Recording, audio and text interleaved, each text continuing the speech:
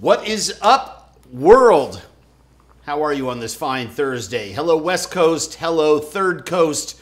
Hello, East Coast. I am Andrew Zimmern. Welcome to Instagram Live AZ Cooks. Today we are second to last week of Aquaculture Month, which is, but it's super, super exciting because we're heading into some really, really cool territory with some companies that I just think are absolutely stellar, just as stellar as the other four that we have profiled. When aquaculture first sort of like came out into the open to the culinary world here in America, because remember, aquaculture has been going on for thousands of years. I mean, the Polynesian peoples on islands all throughout the Pacific were doing aquaculture. The Chinese have been doing aquaculture for thousands of years, right?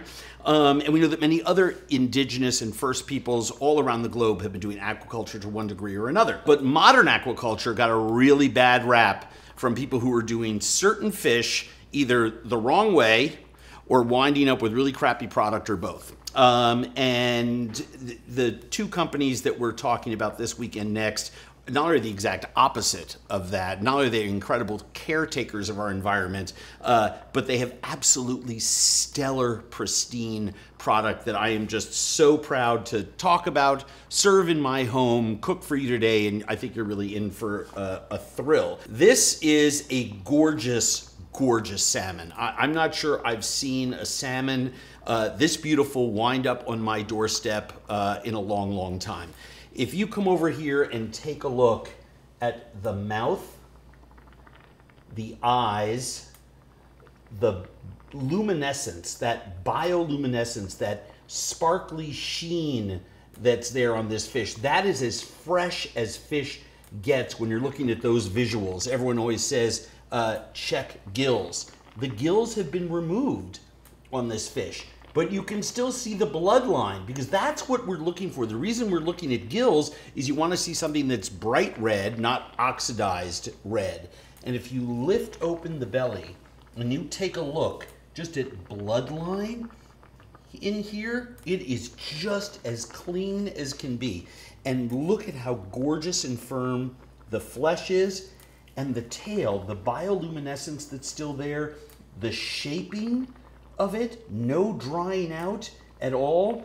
You would think that this fish arrived here this morning, taken out of the waters at midnight last night, but no.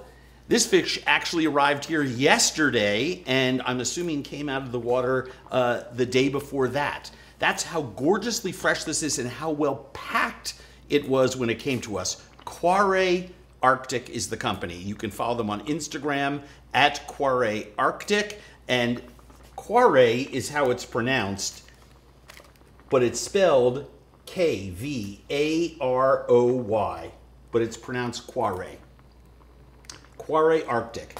We have dozens and dozens of salmon recipes on andrewzimmern.com, and Culinary is fantastic for all of them, whether you're poaching it, grilling it, braising it, doing a crudo. We even have a salmon head and collar soup that we have on our, let's turn this off, that we have on our website that's absolutely out of control.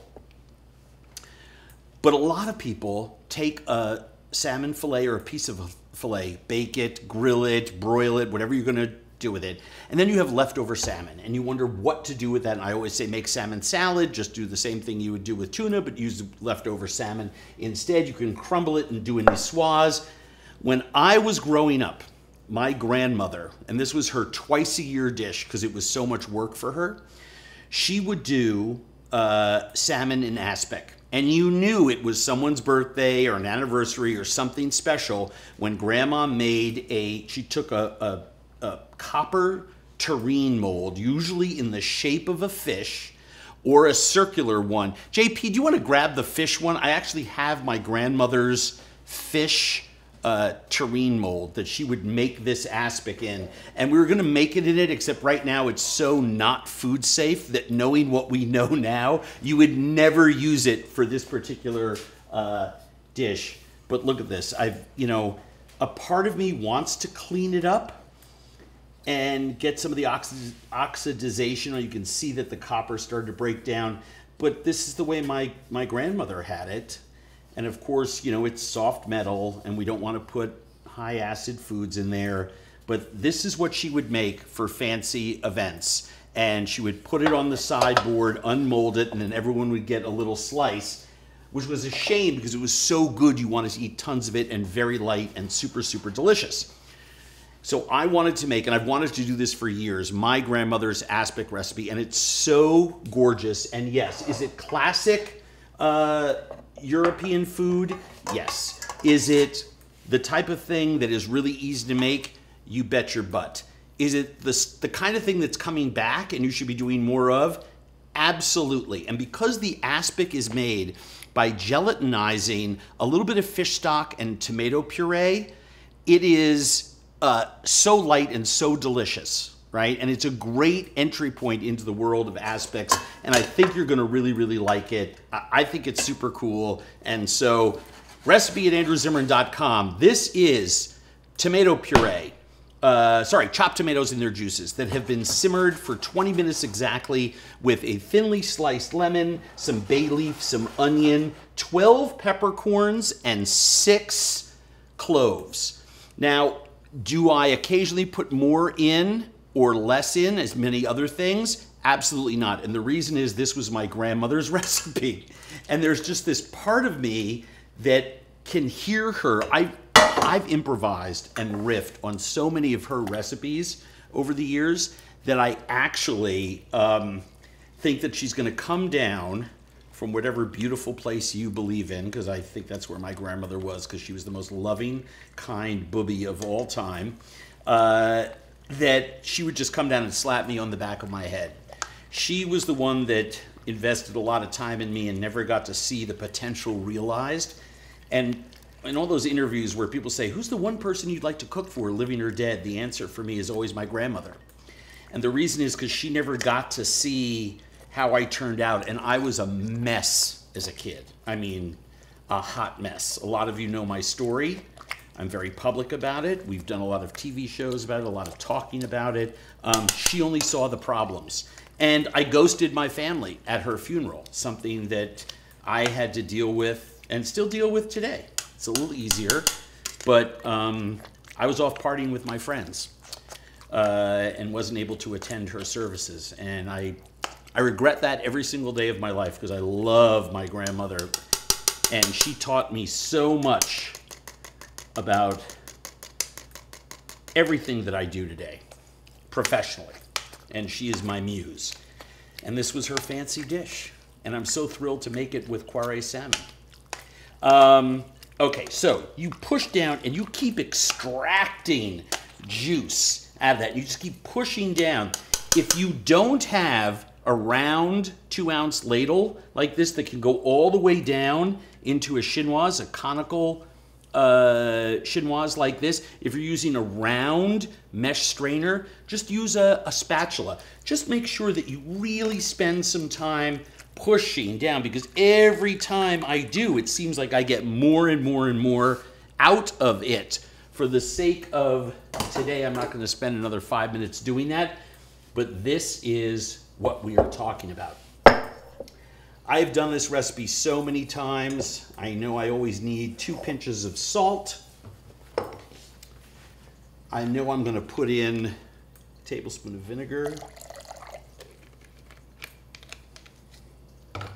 Then I am going to add to that. Now you can use chicken broth, which my grandmother did all the time.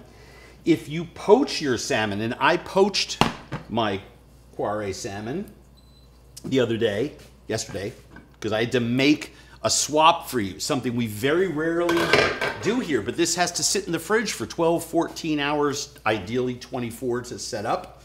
But we like to take some of the stock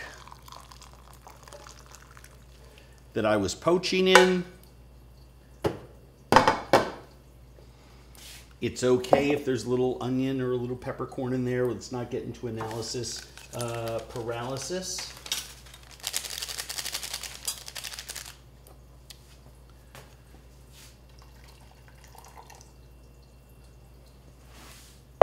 You take two packets of Knox unflavored gelatin.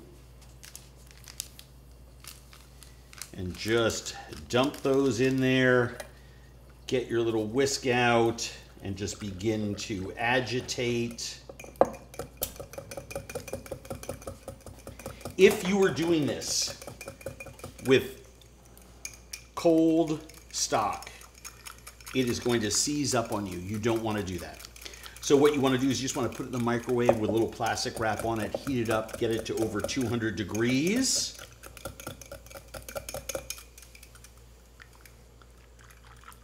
I like to do these in clear cup measures just so I can double check, because for all you know, someone's been messing with some of your products. Maybe your gelatin is 20 years old in your fridge or in your cupboard and it's not working right.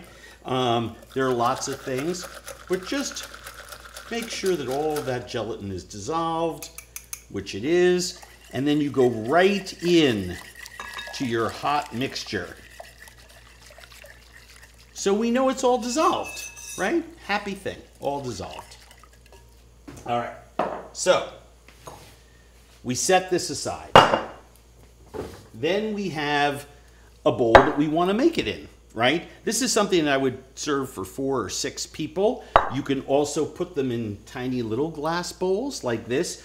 You can put them into little glass goblets. I have these really low, I bought these glass bowls on a trip to Japan. They only stand like, oh gosh, I don't know, 1.5 inches high, and they're wide, but they only hold like 3 or 4 ounces. And I've made this dish in those and then just let people eat it with a spoon, right? You can do them in bowls like this and actually chill them in there if you have a lot of space in your fridge, or if you're just making 2 of them where it's individual portions and you just bring the broth that high over all of your ingredients. But I love unmolding an aspic, because at the end of the day, unmolding an aspic is kind of what an aspic is all about, right? Very, very classic. So what we are going to do is we are going to make a combination of olives and snipped chives and tarragon leaves that we're going to cut through. And if you have really big tarragon leaves and you want to just give them a little snip, just so you don't have them pulling out of the aspic, you can do that. A little scallion is always nice, right? You can use any of this, more or less, whatever. We have pickled jalapenos. Recipe is on our website, andrewzimmern.com. We have our website for our sweet and hot pickled jalapenos. It's one of our most popular recipes. This time of year, jalapenos are just booming in markets. Buy a big, 5-pound pail. Make your pickled jalapenos and then put them up in ball jars and enjoy them all year long. Or you can just refrigerator pickle them. They'll last for at least 120 days. There's so much acidity in there, nothing's going to go bad. So you have all your little ingredients that are going to populate this along with the salmon. Now, I will tell you that the last time that I made this dish, just salmon, I can't even tell you when, 10 years ago. I always do salmon and a couple of leftover shrimp that I have in the freezer, some mussels, I'll just steam 10 of them and just pluck the mussels out. Sea urchin. I love doing it with a whole combination of seafood. I love doing this with yellow tomato puree from the farmer's market. We literally just last week dipped out of tomato season here in Minnesota. But I did a yellow tomato aspic at the end of July for a friend's birthday party that was absolutely out of sight. I mean, just imagine that bright yellow juice with all of those gorgeous colors inside of there. So you can do that. The other thing you can do if you're really adventurous and you love to cook and you like to puree tomatoes and put them into a piece of cheesecloth and actually make tomato water, extracting all the solids, you can make a clear tomato aspic where you have all the flavor of tomato, but you don't have any of the red or yellow or green color. Green zebra tomatoes will make a green aspic that's absolutely gorgeous, but you'll see why I'm not doing that today in a second. For those of you that have been around me for a long time, you know that I disdain gadgets. However, there are some gadgets that even though I only use them once or twice a year, I'm really glad that I have them. And this is one of those times. A tomato slicer an egg slicer is a wonderful thing to have when you were making an aspic or doing any decorative work with eggs, because that little piece aside, you can take the nicest piece of egg and put that down in the bottom, and then put 4 slices, all that have nice yolk, up against the side. And for those of you that are about to write the question, how did you get such perfect eggs in terms of color? Well, the answer is I started with really, really, really good eggs. And my methodology is I take cold water and put my eggs in them, bring it to a boil, count to 60, turn the heat off, let them sit for 12 minutes, and then rinse them with water, cold water, get them as cold as possible and get them in the fridge. I do that, and then peel them as quickly as you can. And you will never have that graying, you will never have a problem with your eggs. So then the next thing that I like to do is just put just a little bit of our mixed seasoning in the bottom.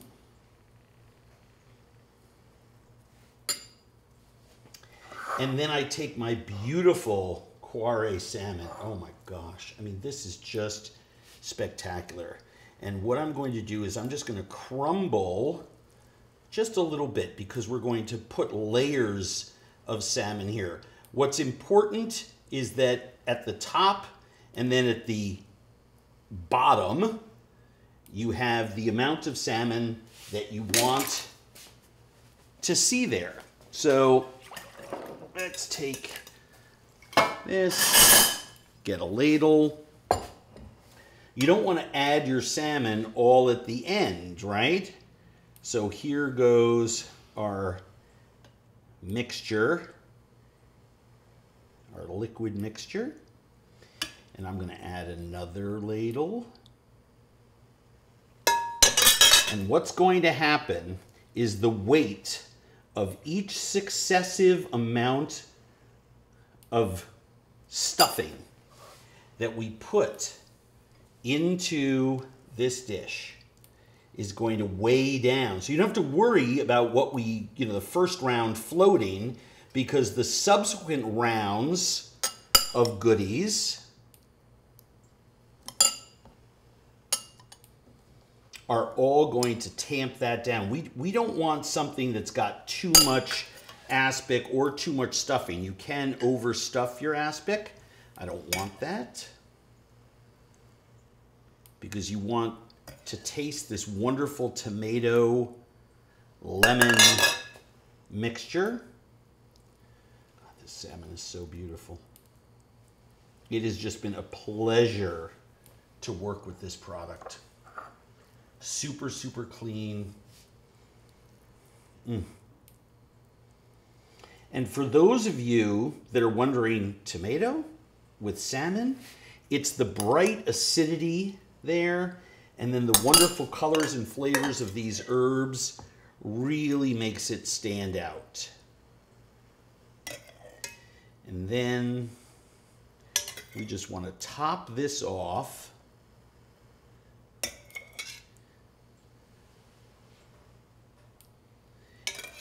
You don't want to go all the way to the edge. You can see how beautifully this recipe works here, but you do want to close enough to the edge, right? Let's see where we are. We'll add some more. We do want to go close enough to the top so that when we unmold, we don't have a problem with the aspic dropping, right? Have you ever tried to making fish aspic from fish bone instead of gelatin? Yes, we are. I was just about to say, I'm so glad you asked that question. The question was, have you ever tried to make this using natural gelatin-rich stock? And the answer is yes, of course, because the way that I was taught to cook was first in, French kitchens, right? And so you learn how to do all of that kind of work, either with fish bones or using poultry stock, double poultry stock, cleaning it, clarifying it, taking color out of it, doing white veal stocks that had pig's feet in it, because things like pig's feet and cow's shin and stuff like that have so much gelatin in those bones. Those are the products that we would be always tasked with making our naturally gelatinized stocks with. Now, the thing is with those is that we have a problem. We don't want to put that meaty flavor, right, of a gelatin-rich stock that's made with pork or veal or beef bones, right, or poultry bones. And once we get that salmon broken down, I will oftentimes make stock even with salmon bones. It's very, very strong, but I'll mix them with white fish bones and some shrimp shells and do a mixed stock, and then typically reduce that so it's really, really, really tight. And then you test it by pouring it on a plate and putting it in the refrigerator. But what I want to do is I want to get right to the fun part with you, and then we can talk a little bit more about some classic techniques. All right, so here are the ones that I made yesterday. All right, so before we came on, we had some leftover herbs, some scallions, some of the tarragon and the chives that we had, some cilantro, some olive oil, and we made a sauce verte. Yum. A little bit of salt. I just want to give that a little bit of citrus brightness. I'm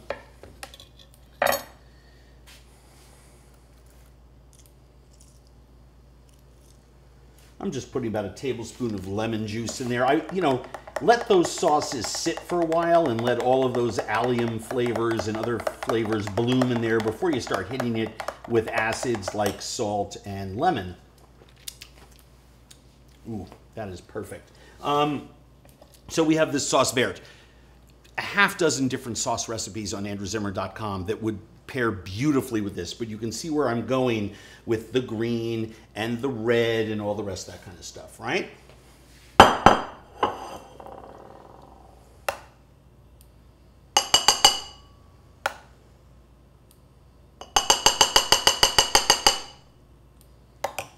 That goes down in the middle there.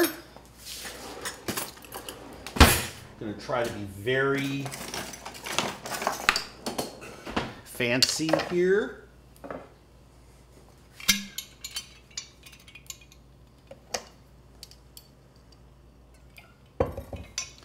Few drops of oil,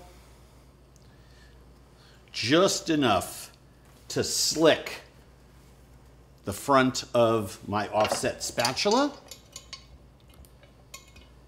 That way I'm not going to have any sticking if there are solids there to be messed with. Andrew, we have a bunch of people that just came to watch the live, so if you can say quick what you're cooking. Oh, this is a stunning salmon aspic, my grandmother's recipe that the good folks at Quare Arctic Salmon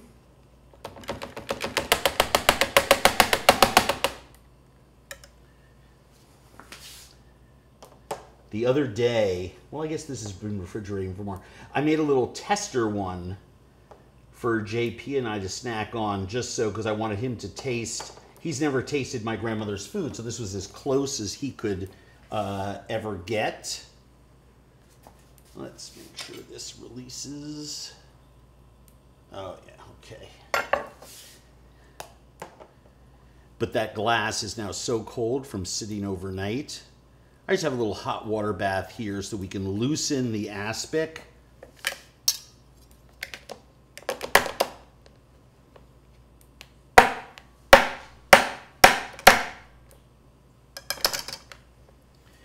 All right. I'm so snake bit. Should be the least of my problems, right? But I've unmolded hundreds of these over the last couple of years because I love making these for fancy dinners because it's so easy to do ahead. Come on, there we go.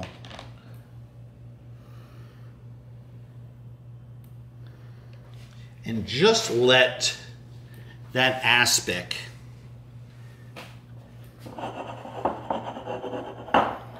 and then what you can do, and you are going to get some melting, right? Especially if you have an issue unmolding like me. But just jiggle it back and forth. And then you are going to have an opportunity to decorate. And one of the things that I love to do is take some salmon caviar, which is not very expensive at all. You see that beautiful egg there? You can smooth out some salmon that touch the edge, right? And then last but not least, you know, a little chive.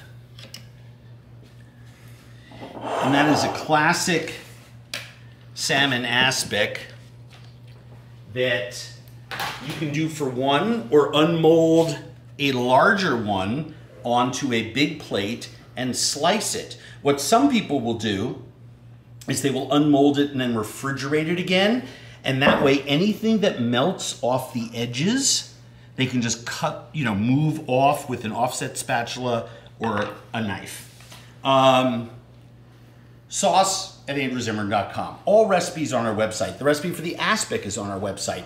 If you want a great salmon recipe for the Culinary salmon, please, please, please do so. The recipe is on our website. Why don't you zoom in on that and give folks a little look. The nice thing about the Culinary, right, is this is a company that has a true mission statement.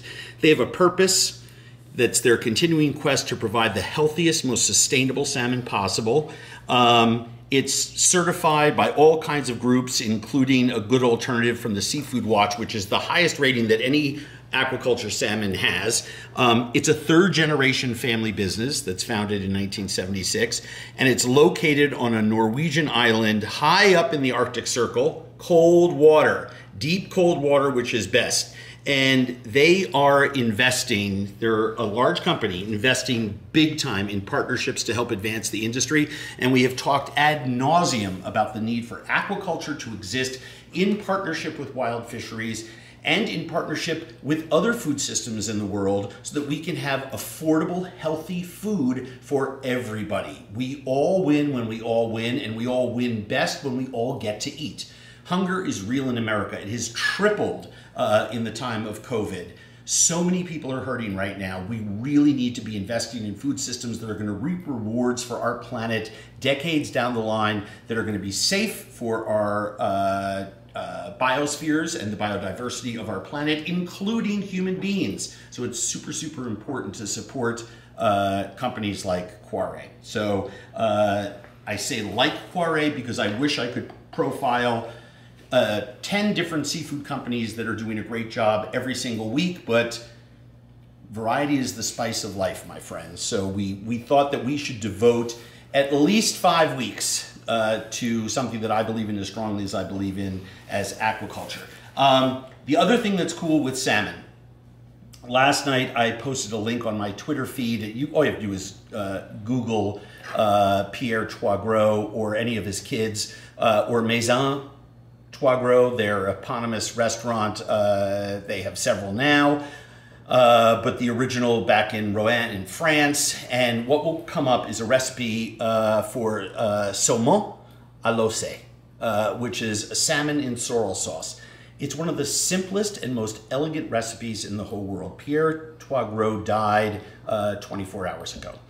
He was a lion in the culinary world, one of the greatest chefs of his or any other generation. But what makes him really, really, really special to those of us who follow this kind of thing, or those of us who are just old and follow this kind of thing, is that he was one of the most brilliant younger cooks of his generation, reinterpreting classic French cuisine, right? And having signature dishes out the wazoo that people have been cooking for 60, 70 years that he, 60 years that he is responsible for. But in his, in the next stage of his career, he helped as one of the great chefs who said, you know something, let's throw away all the cream and the butter and all the other stuff. And he helped found modern French cookery as we know it today, and the French modernism movement, and lightened up all of French cooking for another generation. And then